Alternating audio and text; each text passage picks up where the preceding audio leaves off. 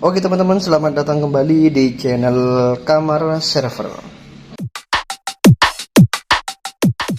Oke sahabat, di video kali ini saya akan menjelaskan terkait CPU ini ya sahabat ya. Dimana CPU ini atau Central Processing Unit adalah salah satu bagian terpenting dalam sebuah komputer sahabat. Jadi kalau diumpamakan ini manusia, jadi CPU ini adalah otak daripada komputer teman-teman.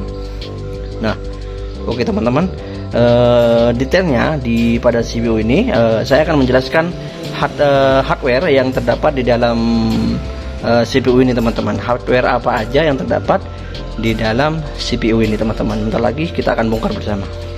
Buat teman-teman yang baru gabung, jangan lupa subscribe, like, dan komennya teman-teman ya di channel ini.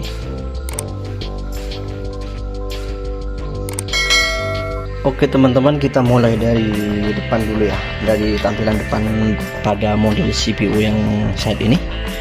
Di tampilan depan kita di sini dapat melihat ada port USB 2. Kita dapat menyambungkan seperti kabel USB atau ngecharge HP handphone kita dari ini juga bisa. Terus di sini juga kita bisa colokin seperti hard disk eksternal atau flash disk. Kita bisa colokin di port USB ini teman-teman. Dan di sebelahnya kita juga melihat di sini ada untuk speaker teman-teman ya, speaker headset. Di sini untuk mikrofonnya di sini ada dua teman-teman, port USB di depan ada dua. Dan di sini kita melihat di sini ada DVD teman-teman, DVD RW untuk yang tipe ini. Di sini kita untuk fungsi DVD ini kita dapat membaca disk yang itu seperti yang biasa kita kenal kaset DVD ya teman-teman ya. Kadang kan kalau kita beli game online atau aplikasi online, terkadang kan toko online tersebut mengirim data daripada aplikasi itu bisa dengan flash disk atau DVD itu teman-teman. Nah, ketika kita mendapatkan aplikasi dengan di dalamnya DVD, kita bisa masukkan ke DVD player, DVD RW ini teman-teman. Dan untuk DVD jenis RW ini ada dua fungsi teman-teman ya. Ini bisa untuk media input, juga bisa media output teman-teman. Jadi untuk DVD jenis RW ini kita bisa input data, artinya aplikasi yang ada di kaset DVD itu bisa kita masukkan ke dalam sini, dan aplikasi tersebut akan terbaca oleh sistem dan bisa kita aplikasikan di komputer kita teman-teman. Itu inputnya. Dan untuk outputnya kita bisa mengeluarkan aplikasi dari komputer untuk kita, bahkan untuk kita burn, untuk kita tulis di DVD kosong teman-teman. Untuk yang jenis RW ini bisa biasanya memakai aplikasi Nero ya teman-teman ya. Kita lanjut di atas ini, di pojok ini ada tombol power untuk menghidupkan CPU ini teman-teman. Cuma itu ya teman-teman ya. Untuk tampilan depannya kita akan melihat dari tampilan belakang teman-teman. Nah, ini untuk tampilan belakang teman-teman ya.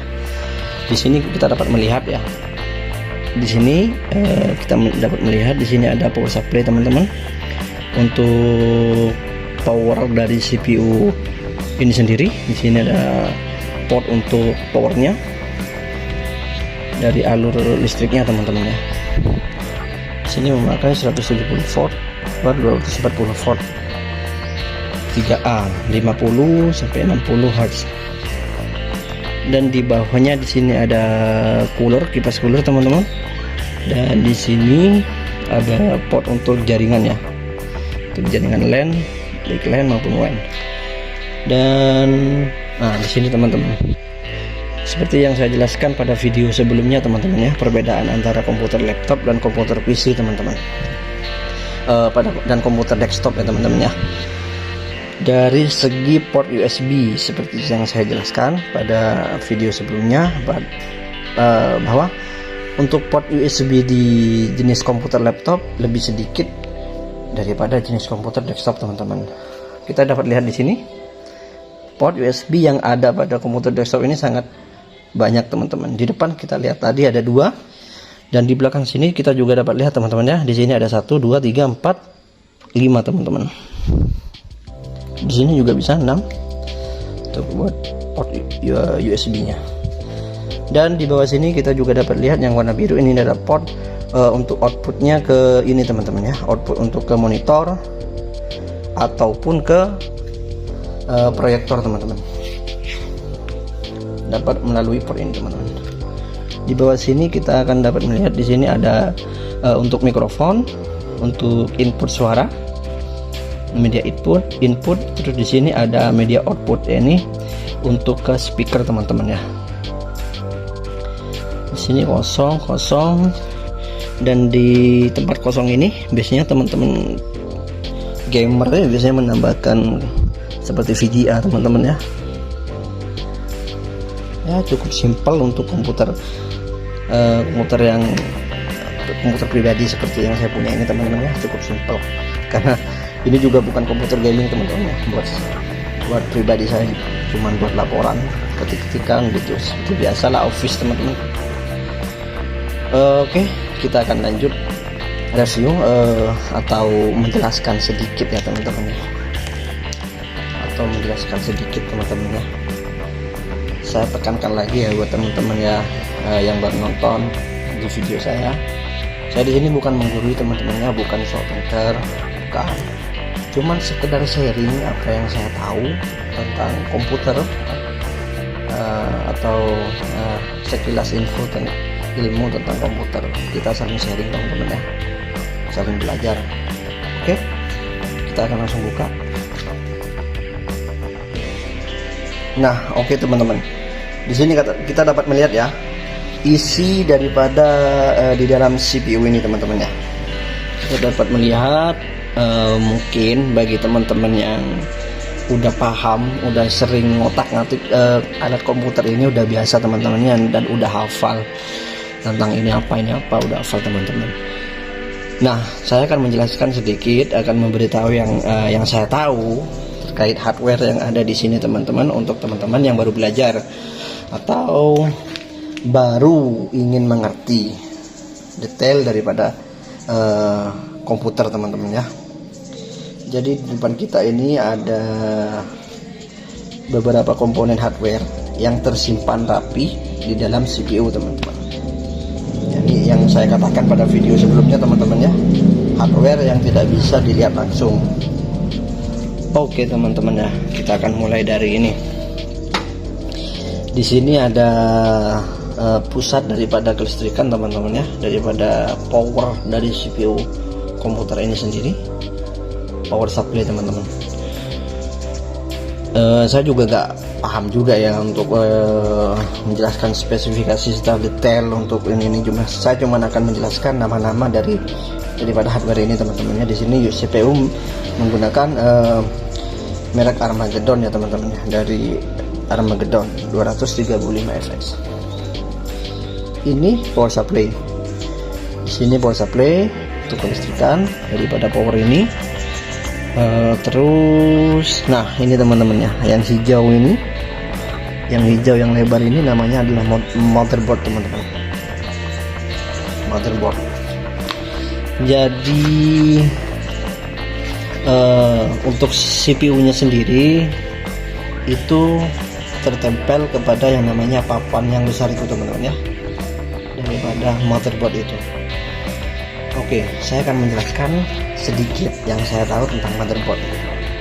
Apa itu motherboard teman-teman?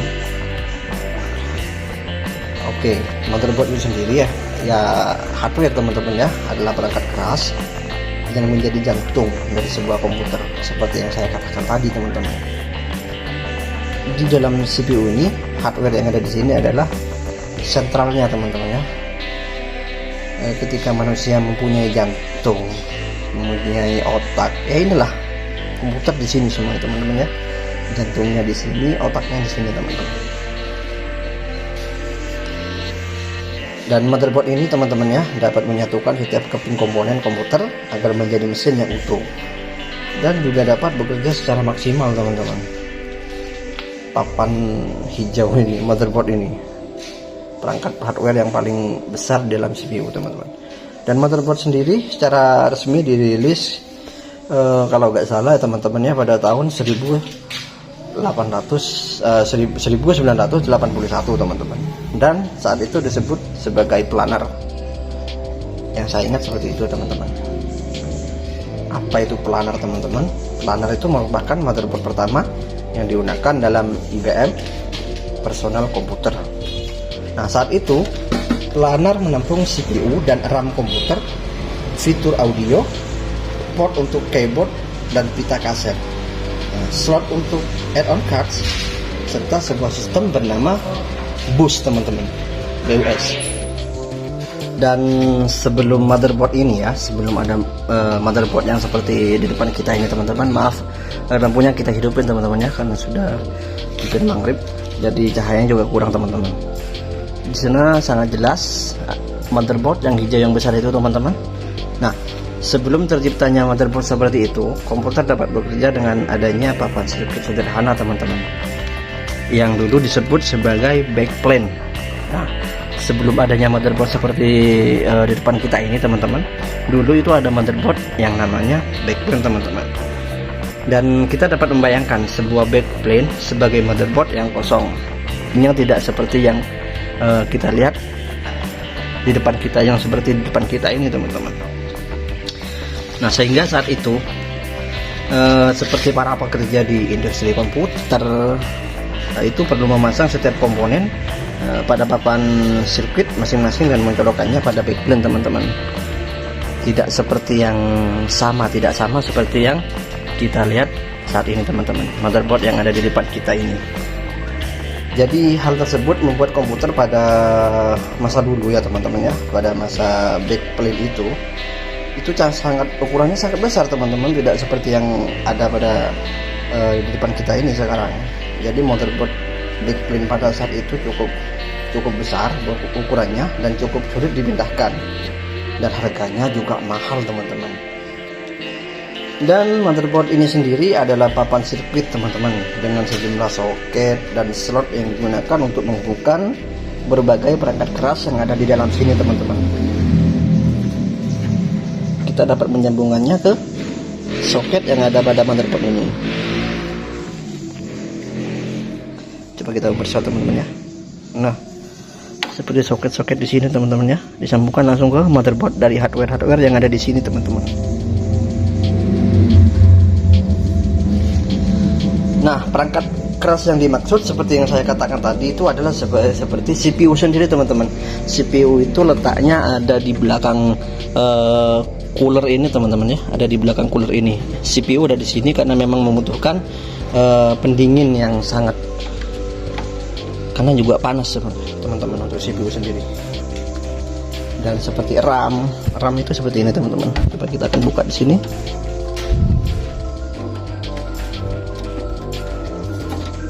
Nah, ini teman-teman. Ini adalah RAM komputer. Berbeda dengan RAM handphone kita teman-teman ya. RAM komputer itu seperti ini teman-teman. Dan ini kapasitasnya, sebentar, kapasitasnya 2 GB teman-teman. 2 GB ya untuk RAM yang saya gunakan.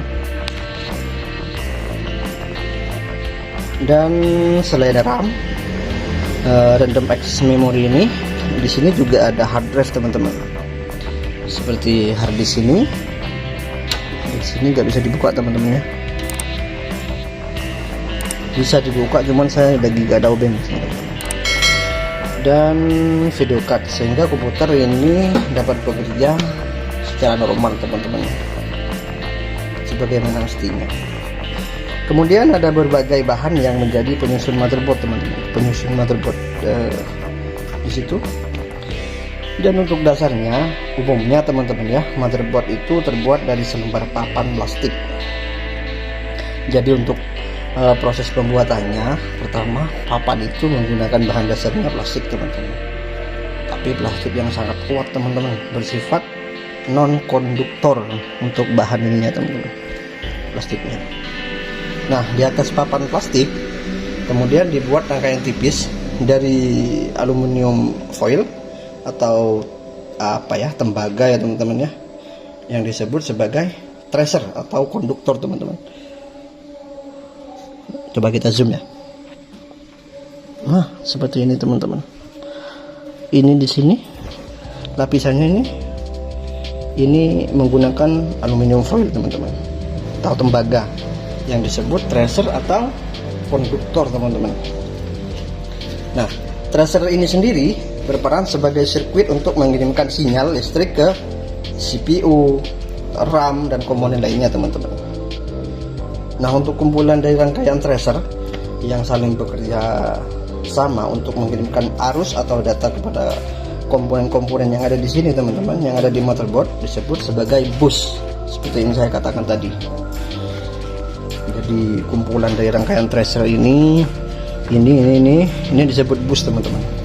Selain dikenal dengan nama motherboard teman-teman ya, papan sirkuit ini dikenal juga dengan sebutan mainboard, MOBO, MB, backplane yang seperti saya jelaskan, baseboard, main circuit board, planar board, system board, atau juga dulu itu logic board teman-teman.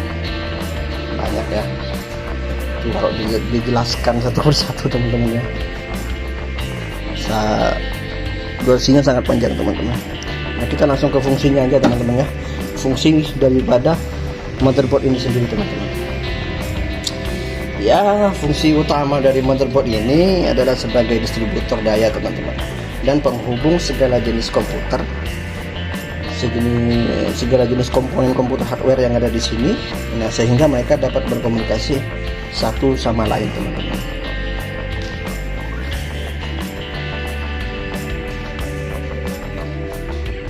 Nah, jika dirinci secara lebih detail, berikut hardware yang ada di sini. Ketika dirinci fungsi daripada motherboard ini teman-teman, itu satu ya, memindahkan data antar komponen teman-teman, memindahkan data antar komponen hardware yang ada di sini teman-teman, mengirimkan data perintah dari CPU ke komponen lain teman-teman, menghubungkan CPU ke memori, menghubungkan CPU ke slot ekspansi teman-teman yang ada di depan dan di belakang tadi teman-teman, mengirimkan daya listrik dari UPS ini ke komponen lain seperti speaker, LED, dan saklar teman-teman. Jadi untuk speaker sendiri, untuk tipe yang saya punya ini tidak ada teman-teman ya. Ada juga sebagian CPU yang sudah input untuk speakernya teman-teman, tapi untuk yang saya tidak ada teman-teman. Nah, untuk motherboard sendiri teman-teman ya, ada yang seperti pada komputer saya ya, di dalam casing UPS CPU ini ada yang sebelah kiri, ada kanan, ada juga yang di sisi kanan tower teman-teman, tergantung dari merek ya, dari perusahaan komputer itu sendiri. Dan untuk komponen pada motherboard teman-teman ya, seperti yang saya jelaskan tadi, motherboard ini terdiri dari banyak komponen tergantung dari model dan dari brand perangkat komputer itu sendiri teman-teman, dari perusahaan itu sendiri, itu berbeda-beda teman-teman ya. Nah, walau begitu secara umum motherboard ini memiliki komponen yang sangat penting ya teman-teman, seperti chipset.